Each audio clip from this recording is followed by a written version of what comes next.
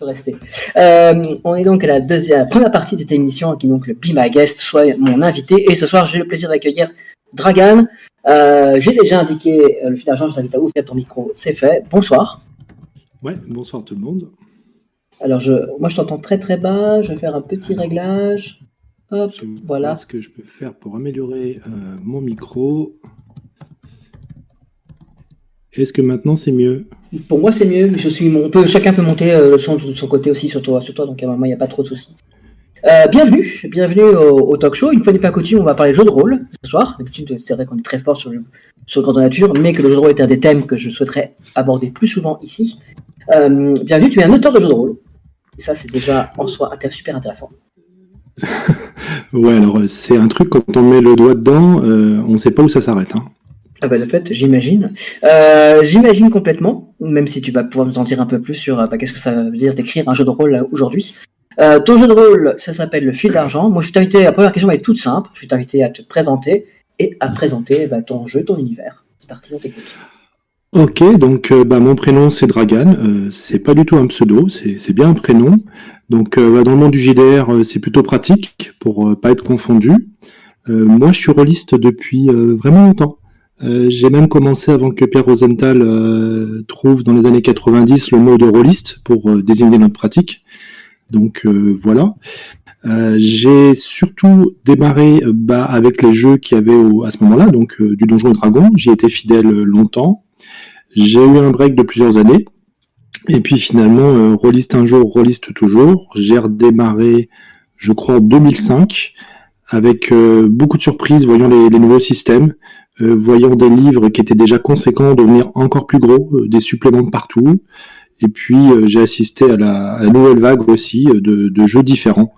Les théories, ludistes, simulationnistes, narrativistes, des gens qui se disputent entre eux, certains de manière violente, d'autres de manière un peu plus subtile. Et voilà, ça c'est un petit peu dommage, mais le jeu de rôle, ça reste quelque chose de génial. Moi qui me nourrit énormément, ça a réellement changé ma vie. Il y a aucun doute là-dessus. Celui que je suis aujourd'hui, c'est grâce au jeu de rôle. Et puis, ce que j'aime dans le jeu de rôle, c'est de ressentir des émotions, que ce soit celui de mon personnage, celui des autres. Quand je suis meneur de jeu, j'ai tendance aussi à me laisser projeter ou embarquer par les PNJ. Donc, chacun trouve son Graal dans le jeu de rôle. Moi, c'est vraiment un moteur pour moi. Et puis, j'avais mené une campagne de Trône de Fer. Quand la série a démarré, ça m'a plu. On ne savait pas quelle serait la durée de la campagne. Finalement, elle a duré 5 ans. Il y a eu 146 séances, dont des morceaux de la campagne qui ont été convertis en GN. Et on a fait le final de cette campagne de Trône de Fer en louant des caves d'abord parisiens. Et pour ce final, mes 8 joueurs, parce que j'avais 8 joueurs répartis sur 2 tables en crossover, se sont retrouvés face à 32 PNJ. Je passe un coucou à la Bounty Hunter, où j'espère que je suis pas en train d'écorcher leur nom, un groupe de PNJ vraiment intéressant, et donc mes joueurs avaient en face d'eux des PNJ pour incarner Jaime, Cersei, Joffrey, Sandor, tout le monde en costume. C'était un final génial, et ça a permis d'avoir une fin différente de la saison 8, mais on va pas commencer avec les autres choses qui fâchent ce soir. Suite à ça, quand j'ai terminé cette campagne-là, je pensais que pour moi le jeu de rôle c'était bon, j'avais fini, j'avais réalisé mon œuvre. J'ai déménagé à Bordeaux. Quand je suis revenu, parce que finalement Bordeaux ça fonctionnait pas au niveau professionnel, donc je suis revenu avec femme et enfants, et mes joueurs m'ont rattrapé, m'ont demandé de jouer à nouveau. Je leur ai proposé soit de tester quelque chose que j'avais en tête mais qui n'était pas encore vraiment défini, soit de jouer un jeu de rôle dans l'univers de Conan, puisque Conan c'est aussi un personnage que j'affectionne, et je prends pas mal de plaisir sur le grandeur nature Légende d'Iboré. Et finalement, ils n'ont pas choisi la solution de facilité, en tout cas la solution de facilité pour moi. Et c'est là que j'ai eu l'idée du Fil d'Argent. Le Fil d'Argent avait quelques mois quand un contact me dit tiens, il y a un concours de jeux de rôle amateur dans le cadre du Salon Fantastique 2019, faut que tu proposes ton jeu. Donc j'y vais un peu à l'aveugle, je le fais jouer au jury, et puis la bonne surprise, c'est que en octobre 2019, donc pendant le Salon Fantastique, j'ai remporté la catégorie coup de cœur du jury. Et donc là, on se dit, bon, bah, mon jeu, il intéresse un jury, alors que j'avais à côté de moi des gens qui avaient d'autres jeux, d'autres trucs. Et du coup, on se dit, bah, finalement, il y a peut-être quelque chose à en faire, et puis ça serait pas mal de le partager, de le proposer à d'autres. Et c'est là qu'on commence à mettre le doigt dans un engrenage assez terrible, où on va réaliser qu'il va falloir développer des skills de français, des skills de, de maquette, des skills d'illustration, et autant je sais jouer, je sais faire jouer, je sais tenir une campagne dans la durée, il y a des compétences que j'ai pas. Mais on pourra revenir là-dessus un peu plus tard. Voilà, c'est une grosse intro. Désolé, faut m'arrêter. Hein. Non, c'est en effet c'était une très bonne introduction. Parmi toutes les choses que je vais te demander, premièrement, peut-être nous parler un petit peu du fil d'argent. Qu'est-ce que c'est que ce jeu que tu proposes et qui a donc gagné ce prix? Et puis derrière, j'aimerais bien savoir un petit peu justement quelle est ton approche du monde de l'édition jeu de rôle qui a un peu changé, je pense, depuis les années 90, depuis le tout début. Il n'y a plus les grandes boîtes, ou très peu en tout cas. Le jeu des cartes a disparu, etc. Donc comment ça se passe aujourd'hui au niveau de l'édition et comment ça va se passer pour toi? On voit un petit peu les deux grands axes que j'aimerais qu'on parte ensemble. Déjà, parle-nous du fil d'argent. Qu'est-ce que c'est? Ok. Alors, le fil d'argent, c'est un jeu d'exploration historique. J'ai mis un peu de temps avant de trouver cette définition. Je me suis demandé si c'était un jeu d'enquête historique. Le point de départ, c'est que je me suis rendu compte que j'avais pas besoin d'aller dans des univers de fiction pour que ce soit intéressant et pour qu'on puisse vivre des scènes fortes. Quand on prend le Trône de Fer, il y a assez peu de fantastique. Et pourtant, on peut quand même vivre des choses vraiment intéressantes. Et je l'ai vu puisqu'on a pu faire une grosse campagne. Et du coup, je me suis dit, on va s'intéresser à notre propre monde. Sauf que moi, là-bas, je suis pas historien. Et ça fait quelques années que que j'écoutais des podcasts assez intéressants. Je recommande le podcast Temporium, qui est plutôt cool. Il y a pas mal de trucs de vulgarisation qui sont disponibles. Et puis, plus ça va, plus je me suis rendu compte qu'il y a eu des personnages réels qui n'ont absolument rien à envier aux personnages de fiction. Et puis, je me suis dit, je voudrais faire un jeu avec ça.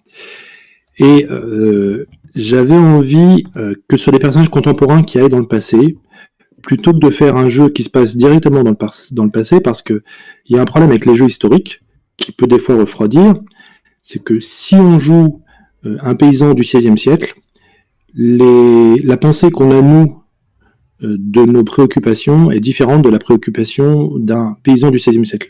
Et donc, il y aura quelque chose qui sera un peu raté si on essaye d'avoir une légitimité historique. Et en plus, je voulais pas qu'on se cantonne à un seul environnement. Donc, il a fallu trouver une idée pour aller explorer le passé. Il y a eu un autre souci qui s'est posé, c'est que si on part du présent pour aller dans le passé, je voulais éviter les problèmes de paradoxe temporel. Au départ, ce jeu-là, il était juste prévu pour mes joueurs. Et parmi mes joueurs, j'en ai un qui est un champion de la théorie, et il est capable de jouer tout seul. Et je voulais pas avoir une situation où celui-ci allait pendant des heures dire attention, ne touchez pas le tiroir, sinon il va se passer quelque chose dans 5 ans, et ainsi de suite. Donc il fallait résoudre ça. Et je me suis entouré de personnes à qui j'ai exposé mes problèmes, et j'ai une amie qui me dit la solution, ça pourrait être la réalité miroir. C'est-à-dire que les PJ vont dans le passé, et quand ils vont dans le passé, leur présence génère une réalité miroir qui est semblable à la réalité du passé. Ils peuvent bien faire ce qu'ils veulent, ils peuvent très bien empêcher les parents d'Adolf Hitler de se rencontrer, ils se rencontreront pas, ils n'auront pas d'enfants ensemble, etc. Et quand ils vont repartir, cette réalité miroir va éclater comme une boule de savon. Ce qui fait qu'on a toute l'attitude de jouer dans le passé sans avoir peur des conséquences, et ça dédouane du problème de paradoxe temporel qui est assez casse-gueule dans les séries, dans les fictions. Voilà. Je voulais pas que ce soit un jeu sur le paradoxe temporel, je voulais que ce soit un jeu dans lequel on puisse évoluer à chaque fois dans des environnements différents. Ensuite, il me fallait un point d'entrée. Et le point d'entrée, pour faire une comparaison avec Jurassic Park, on accepte l'idée qu'à partir d'un moustique fossilisé de millions d'années, on a réussi à peupler une île pleine de dinosaures. Et bien avec le fil d'argent, L'idée, c'est que si on accepte l'idée que quand on lance une pierre sur un mur, eh bien, la pierre va se souvenir très brièvement, bien sûr, de son choc avec le mur, qu'en serait-il de la mémoire des œuvres d'art? Et donc, si on prend par exemple la Joconde, il y a eu le moment où elle était peinte, le moment où elle a été désirée, achetée, le moment où la Joconde a été volée au début du siècle dernier, et puis finalement, c'est l'œuvre d'art la plus célèbre au monde. Donc je pense que si la Joconde pouvait raconter des choses, elle aurait des tonnes d'histoires à dire. Et donc l'idée, c'est que le portail, pour aller dans le passé, c'est les œuvres d'art. Il y a autre chose qu'il a fallu solutionner. Je voulais éviter d'avoir des séances dans lesquelles on allait passer du temps à se dire alors attendez, il faut que je m'habille comme ci, il faut que je m'habille comme ça. Et puis quand je suis dans le passé, finalement, les gens qui sont là, quand ils me regardent, ils se disent bah attendez, ta tenue elle est bizarre, etc. Et donc ça a généré le principe de voyager en conscience. Et le fait de voyager en conscience, du coup, est arrivé assez facilement le titre du jeu, le fil d'argent, puisque le fil d'argent, c'est le lien invisible qui désigne, le fil d'argent, c'est en ésotérique le lien qui unit le corps à la conscience. Et donc le principe, c'est que les œuvres d'art, à un moment de leur vie, elles peuvent avoir un aura. Et si on réussit à placer les personnages joueurs autour de cette œuvre d'art, en les installant sur des espèces de fauteuils un peu futuristes, avec lesquels ils vont être reliés à l'œuvre d'art par un fil d'argent, en mettant en place tout un système d'hypnose et d'endormissement, leur esprit, leur conscience va commencer à se relâcher, et ils vont être happés par l'œuvre d'art pour aller vivre un événement du passé. Et le point d'entrée, ce qui est assez important, parce que la question suivante, c'est qu'est-ce qu'on joue dans ce jeu-là? On joue des historiens de l'art. La chance pour cette découverte-là, c'est que ce soit le Met Museum de New York qui l'a fait. Le Met, c'est un des 3 grands musées du monde, avec le Louvre et le British Museum. Et comme ils ont découvert ça, eux, ils veulent vraiment utiliser cette découverte à des fins culturelles. Voilà, en pas très court, comment est né le fil d'argent et le contexte du jeu, le pitch. Ça marche. Tu dis toi-même que pour développer ce jeu, tu as déjà développé de nouvelles compétences, etc. Donc tu pourrais peut-être un petit peu nous évoquer un petit peu ça. C'est quoi le travail en fait d'un créateur de jeu, de rôle? Je pense que l'apprentissage, il se fait sur plusieurs aspects. Je crois qu'au départ, on a une idée, on a envie de partir comme une balle, de se dire bah tiens, avec mes joueurs, on va monter un collectif. Et je crois que le premier truc qu'on doit comprendre, c'est que on est relativement seul par moment sur un jeu, et que finalement des gens qui écrivent des jeux, il y en a plein, des personnes qui ont envie de les publier, il y en a plein. Il faut en fait définir où est-ce qu'on veut aller, et ça peut prendre un peu de temps. C'est-à-dire qu'on peut très bien écrire un jeu sur lequel désolé, je vois des messages, mais en fait je ne devrais pas les lire, comme ça ça me perturbe. On peut très bien se dire je fais un jeu et puis finalement je me suis retrouvé embarqué et puis j'ai pris plaisir à ça. Et surtout j'ai eu des feedbacks qui m'ont dit qu'il y avait du potentiel. Donc pour revenir à ta question des compétences, ça va être surtout de prendre du recul, savoir faire le tri, dans le sens ça sert à rien il faut déjà par exemple pouvoir faire un résumé. On voit visiblement ce soir que c'est un truc que je dois synthétiser davantage, puisque finalement je viens de faire un monologue de plusieurs minutes. Le truc aussi, c'est d'apprendre à se structurer. C'est-à-dire que j'essaie d'avoir un plan, et si à un moment je bosse sur le game design et que je suis pas inspiré, j'ai d'autres axes de travail, que ce soit la rédaction, le système de jeu. Donc il y a tout un paquet de choses à définir. Ce qui est plutôt bien avec le monde du jeu de rôle, c'est qu'il y a quand même une communauté majoritairement bienveillante. Et au bout d'un moment, en allant à droite, à gauche, en discutant, on peut trouver la bonne crèmerie pour pouvoir échanger. Je vois qu'il y a Tapis Virginia qui est là. Pour ma part, la crèmerie, c'est les courants alternatifs.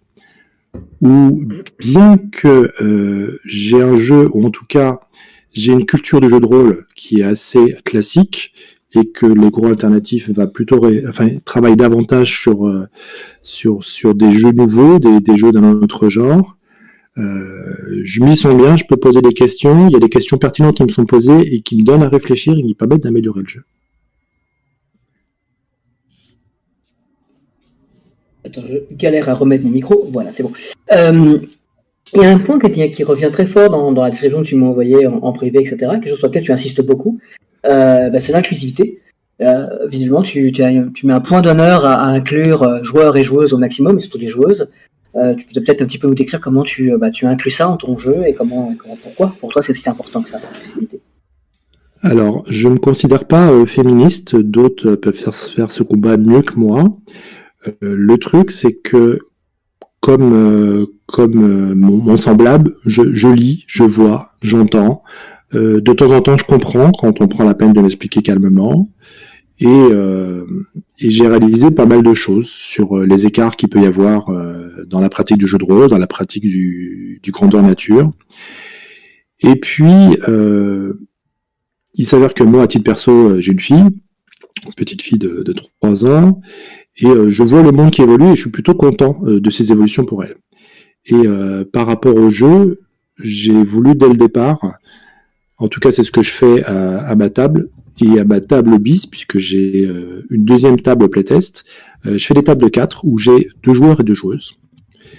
Et ça, c'est quelque chose auquel je tiens, et quand je le fais jouer en convention, je prends le même schéma. Alors, j'ai pas toujours la chance d'avoir 2 joueuses. La dernière convention que j'ai fait, il y a un joueur qui a joué un personnage féminin, et ça s'est très bien passé.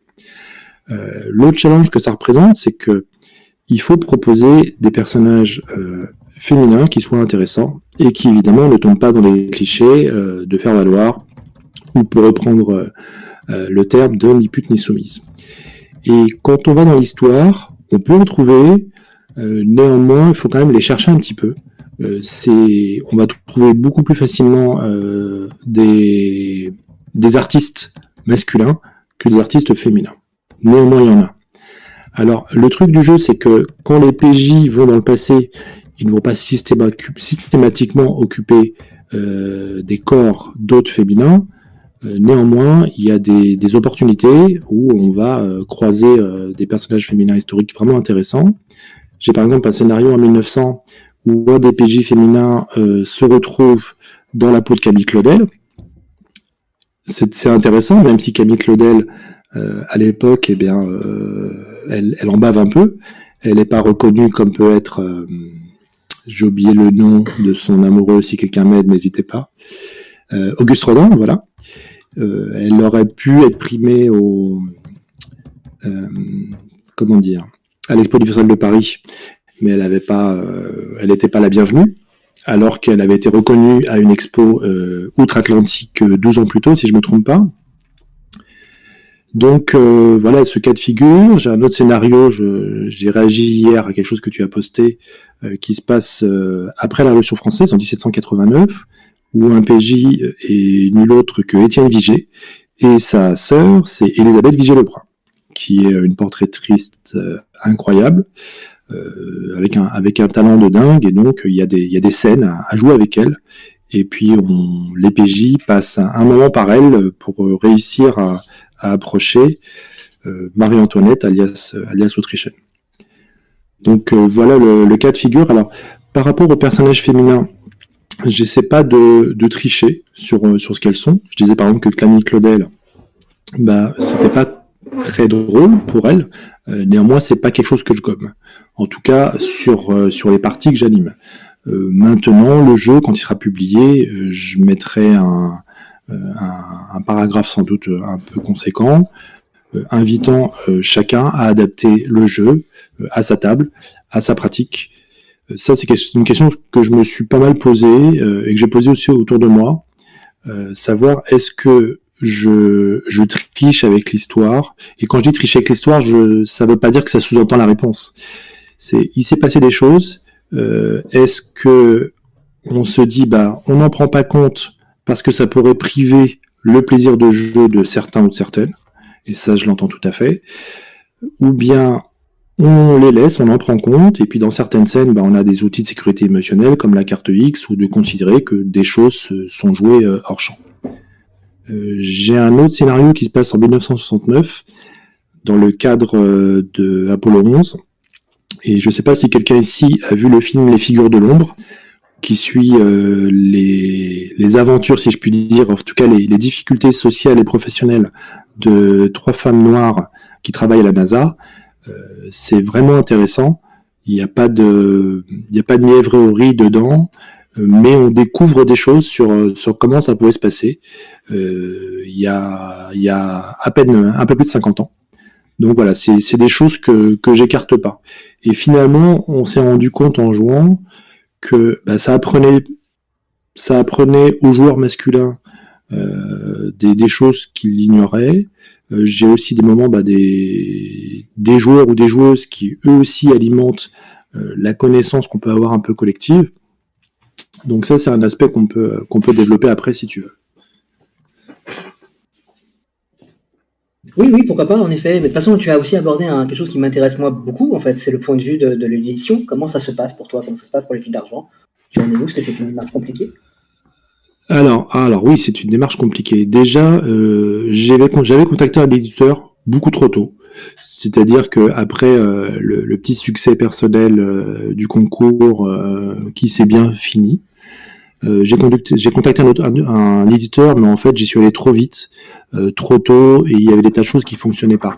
De la même manière que moi, je peux faire jouer mon jeu sans problème à des joueurs et des joueuses, en l'état, ce que j'avais rédigé, en termes de transmission, n'est pas valable.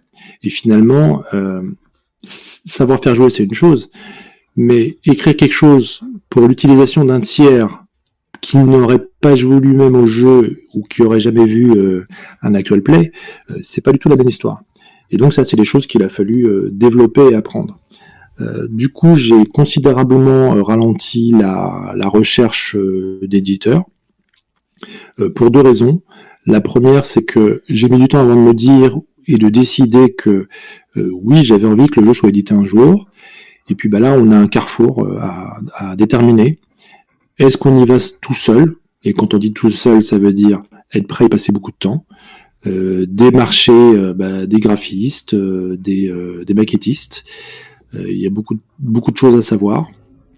Et puis, sans parler de l'aspect financier, parce que je vois très bien que quand on construit un financement participatif, il y a toujours à minima une vidéo démo qui est pas dégueulasse.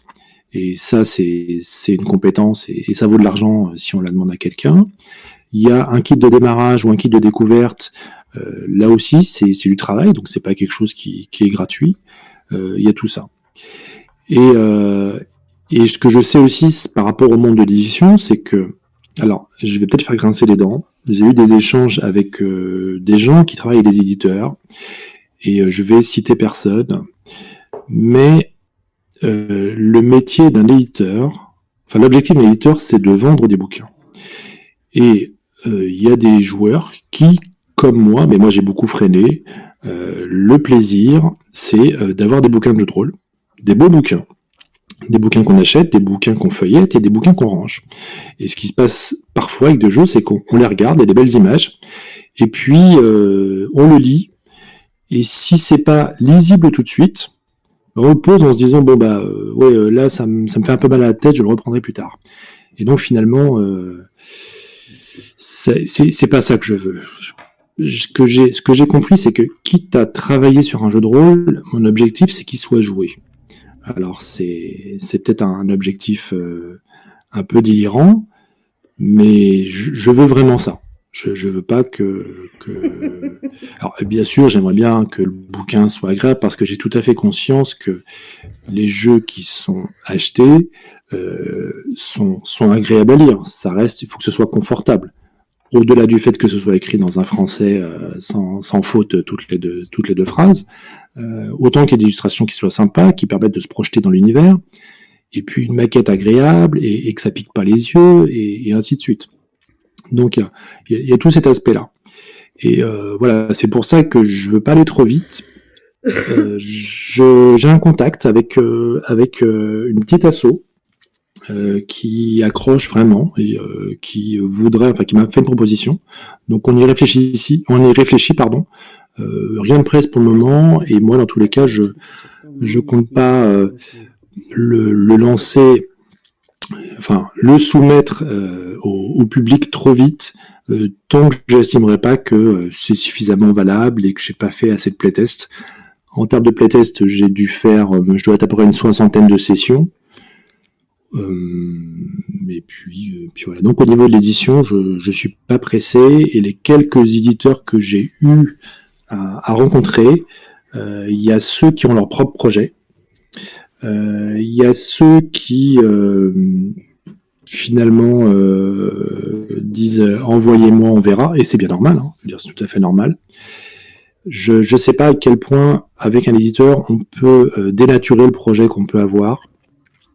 Et il y a peut-être encore un cheminement qui va se produire, c'est-à-dire que si jamais je vais avec un éditeur, il faut que je sois prêt au fait que ils mettent le fil d'argent dans la liste d'attente, et que le jeu, on travaille dessus dans 2 ans, qu'il sorte dans 6 ans. Donc il y a tout un paquet de trucs encore qui restent assez nébuleux pour moi. Ça marche, merci beaucoup pour cette réponse, en tout cas, qui est assez complète, c'est chouette. Je te propose qu'on marque une première pause, parce que c'est ainsi que fonctionne l'émission. Il y a 2 temps, il y a le temps avec moi, puis le temps avec les auditeurs et les auditrices. Donc, juste après cette pause musicale, eh ben, tu pourras répondre aux questions de ceux qui nous écoutent, ceux et celles qui nous écoutent. Ils pourront te poser en direct, en ouvrant leur micro. Ils ont l'habitude pour la plupart.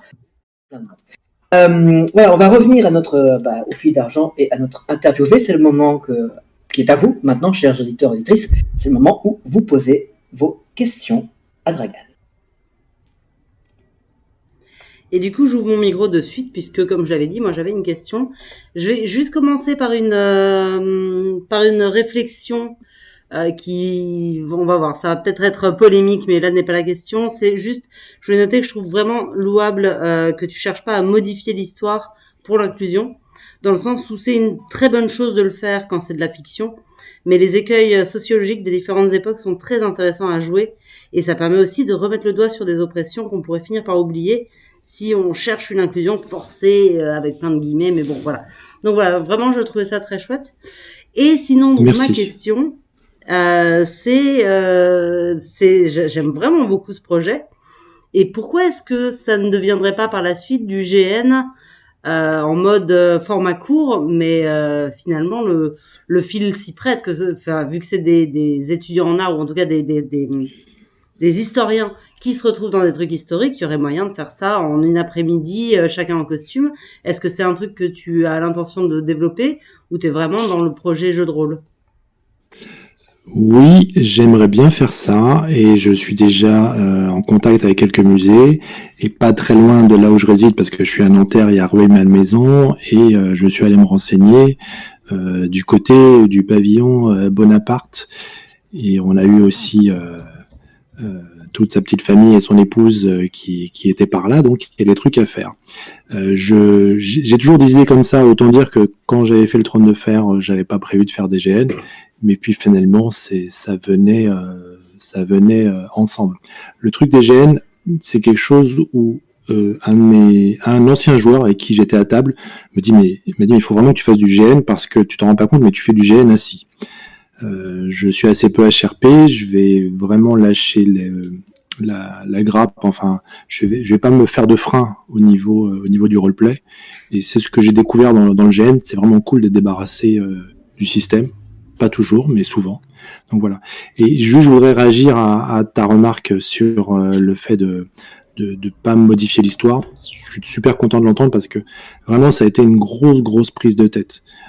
Quand il y a eu les sujets Black Lives Matter, je me suis posé des questions. J'ai aussi vu des posts, des gens qui disaient si t'es pas noir, t'es gentil, tu n'écris rien qui pourrait concerner les noirs.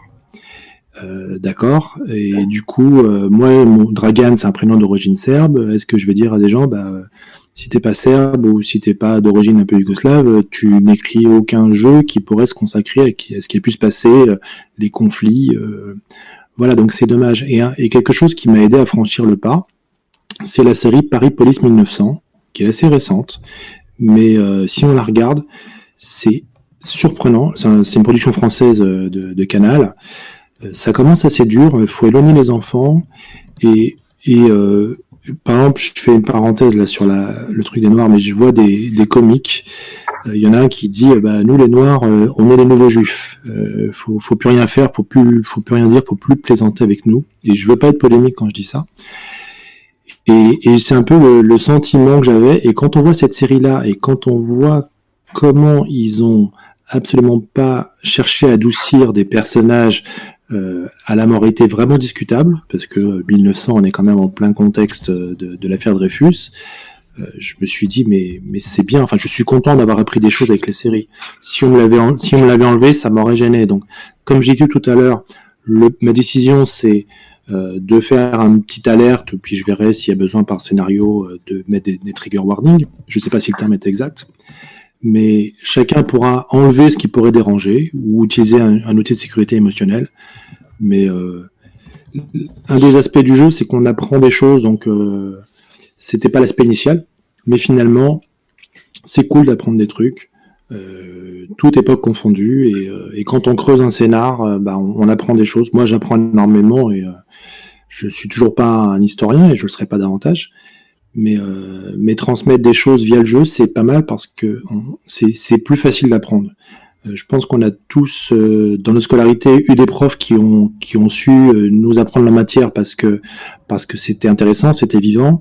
Et là, apprendre des choses sur l'histoire en jouant dedans, ça rentre super bien. Moi, sans le jeu de rôle, par exemple, je serais pas capable de différencier une targe, un écu, un bouclier, un pavois. Aujourd'hui, je sais. Voilà. Est-ce que j'aurais loupé ta question ? Je sais plus. Non, tu as très bien répondu, et effectivement, typiquement, là c'est plus en tant qu'orga que en tant que joueuse, mais moi qui m'étais jamais tellement passionnée par la Seconde Guerre mondiale, le fait d'avoir organisé Cabaret, ça m'a permis d'apprendre et de retenir énormément de choses, donc je comprends complètement ce que tu dis. Merci. Tu veux bien m'envoyer un petit MP après pour qu'on soit en contact derrière, parce que j'ai loupé Cabaret, mais on sait jamais. On pourra faire ça, et même avec Stéphane, puisque c'est l'orga principal du truc, on fera ça. Super. Repartager la page de Cabaret ici sans aucun problème. Est-ce que quelqu'un d'autre a une question pour notre invité ? Vous pouvez directement ouvrir le micro. Ne soyez pas timide.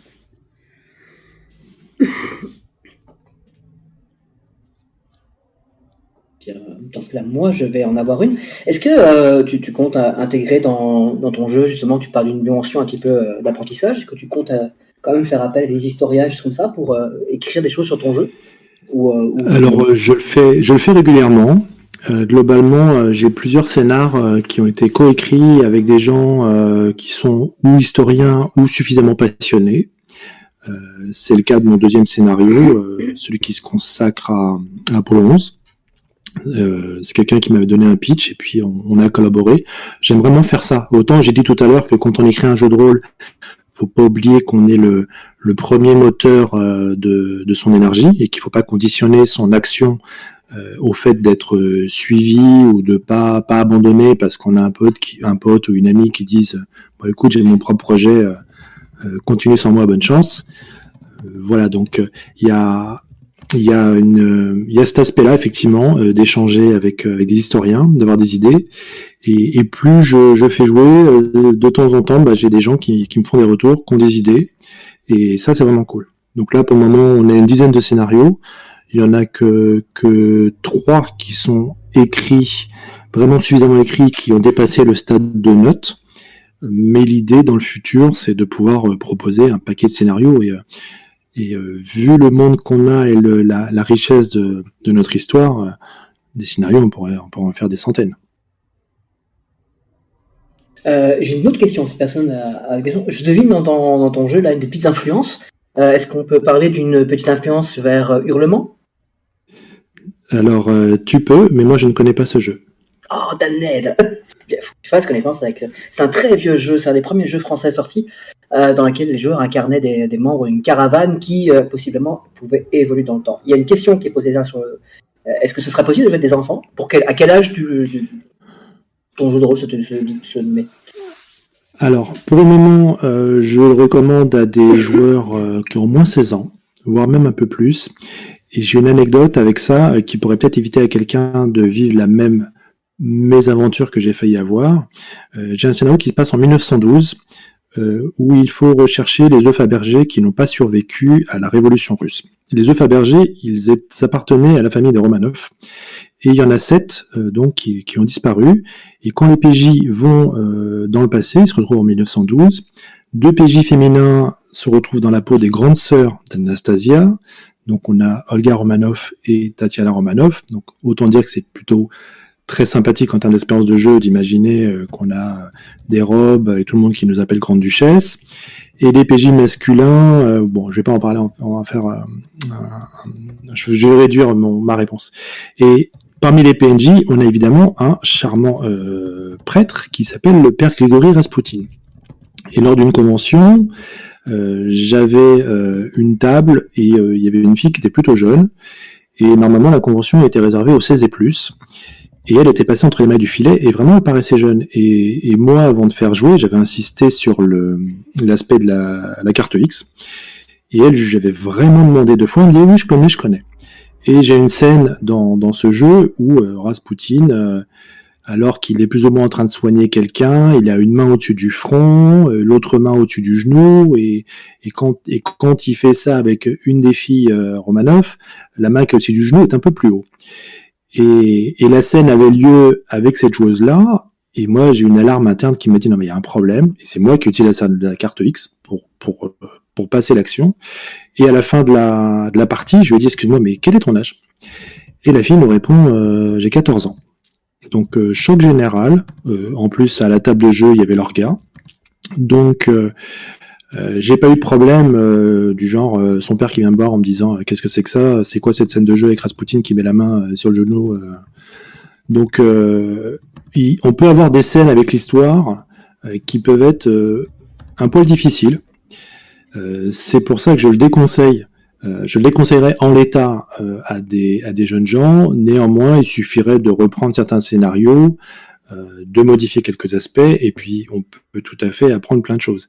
Qui plus est, une des influences du jeu, c'est un petit bouquin de chez McDo, et oui, la grande gastronomie américaine, qui s'appelle Le Club des aventuriers de l'histoire. C'est des très bons bouquins. Vraiment, je vous les conseille pour des enfants de 3 ans, 5 ans, 6 ans, même 10 ans, où on a un peu le même pitch.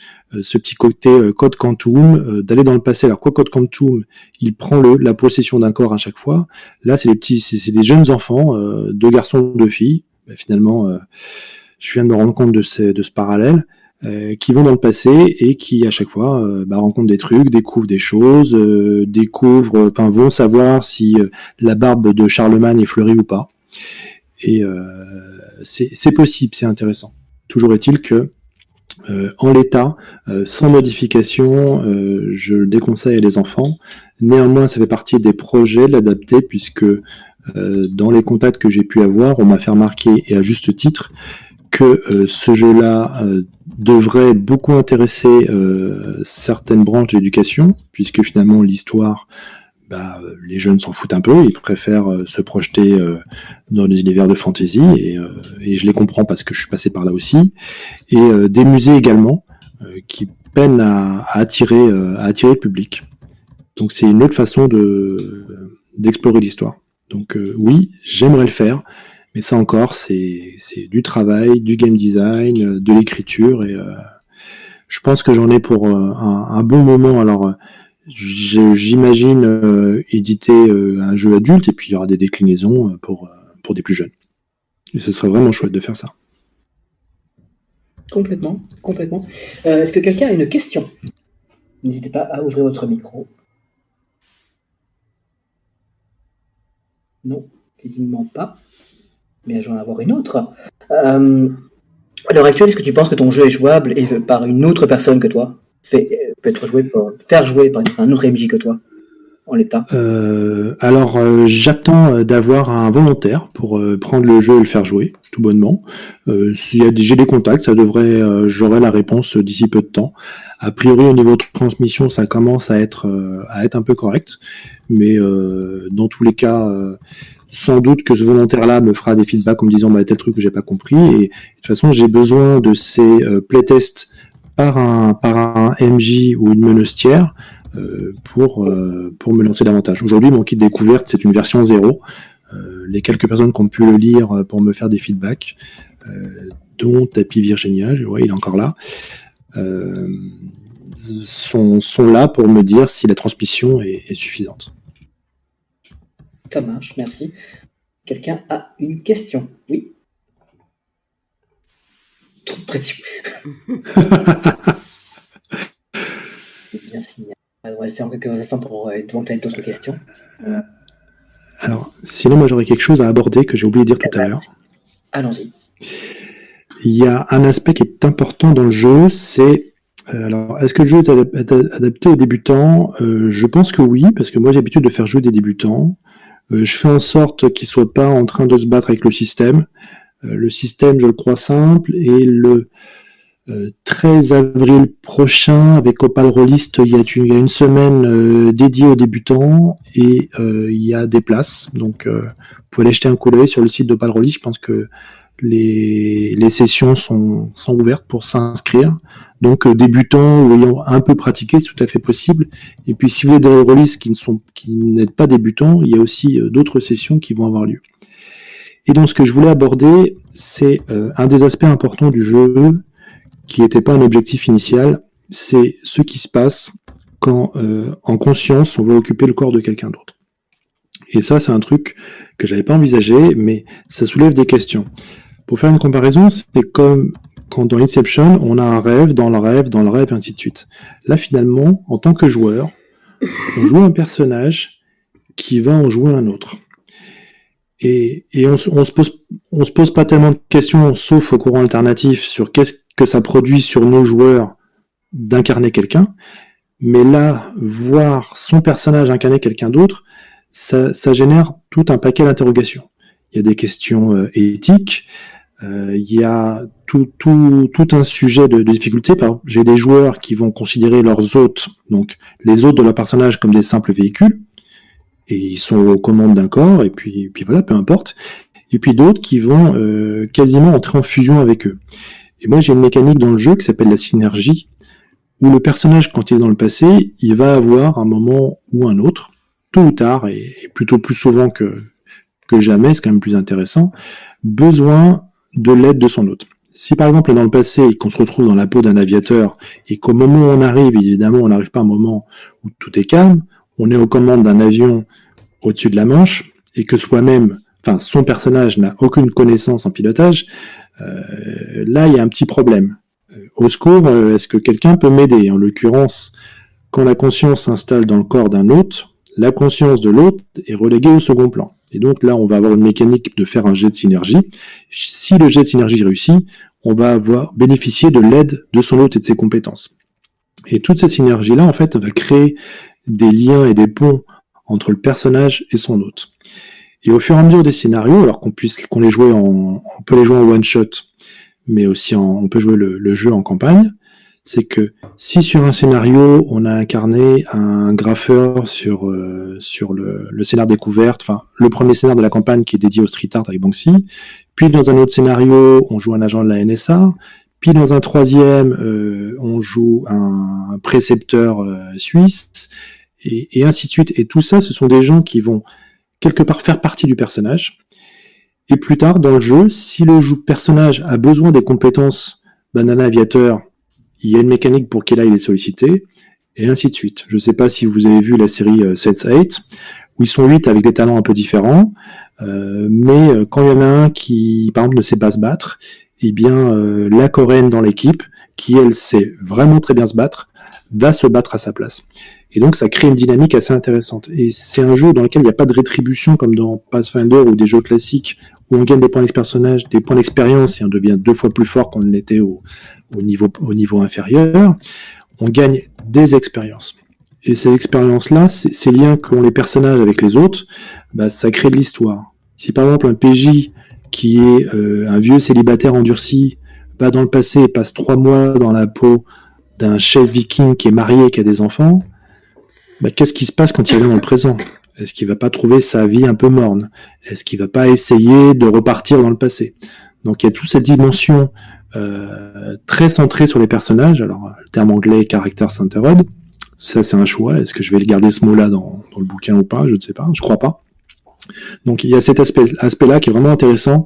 Et j'ai vu à table des débats philosophiques et de décisions entre PJ et donc de joueurs et de joueuses qui se prenaient bien la tête sur on devrait faire ci, on devrait faire ça, mais c'est pas notre problème et ainsi de suite.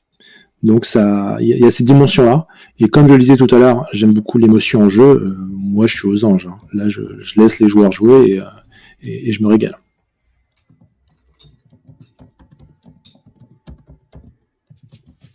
Oui, j'imagine qu'en effet, ça doit alimenter, ça doit aussi t'alimenter, toi, dans ta maîtrise, quand tu as des joueurs qui vont taper sur de débat et que tu laisses tourner en roue libre tranquillement sur le sujet.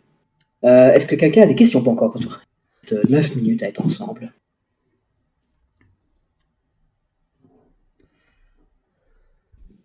Non. Et en tout cas, je vais te laisser avoir le mot de la fin. Est-ce que tu aurais envie de nous dire encore quelque chose sur ton jeu ou sur ton expérience de créateur de jeu?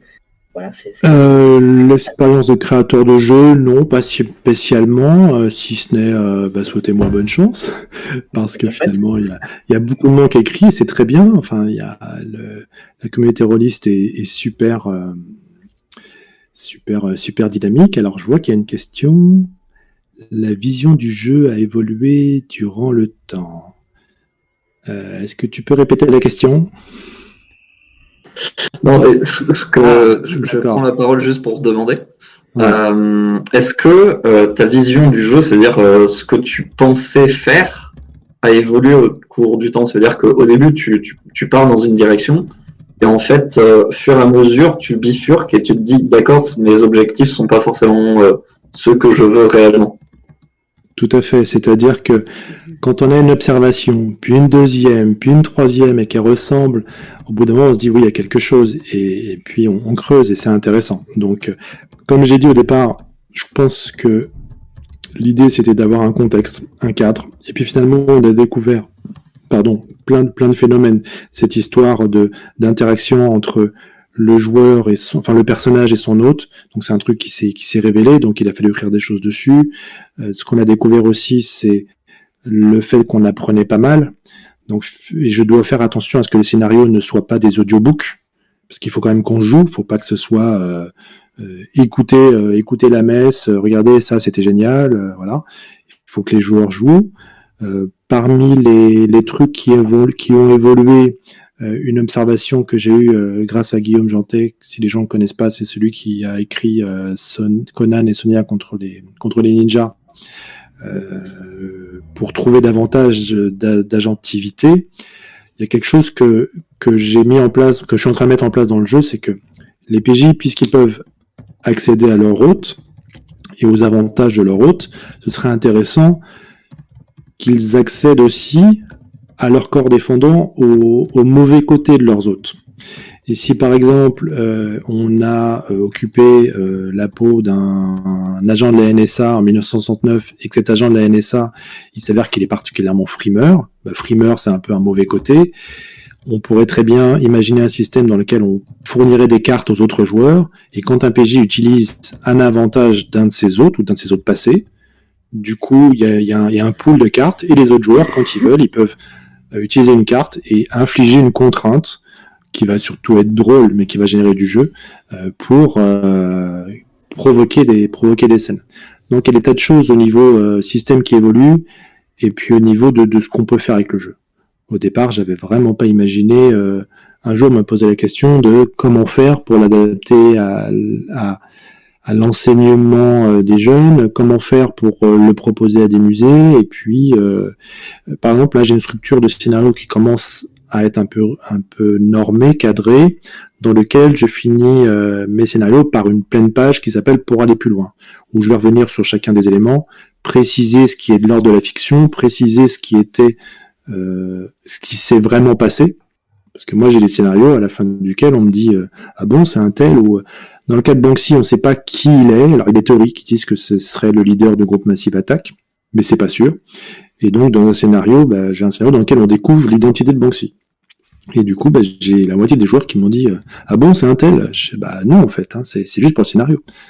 Donc, il y a beaucoup de trucs qui ont lieu. Et moi, ça fait 2 ans que ça dure. Alors, c'est vrai qu'avec le confinement, j'ai le temps d'y passer beaucoup de temps, justement. En termes de ratio, je passe plusieurs heures par jour. Et je pense que dans les 2 années qui vont venir, il y a peut-être encore des nouvelles trajectoires qui vont apparaître.